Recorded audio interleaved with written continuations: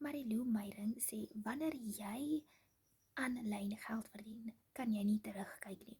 Sy het wakker geword met $1,400 in haar bankrekening. Dit is amper R23,000.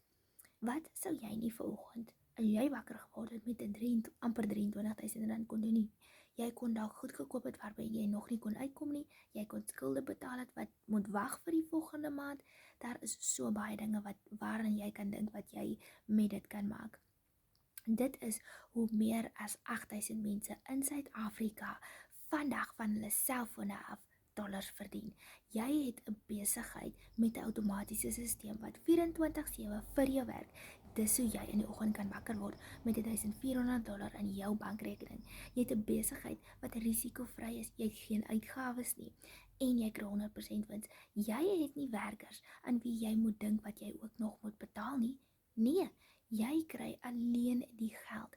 Dink net as jy so besigheid kan hê en op 'n random oggend $1,400 in jou bankrekening kan kry.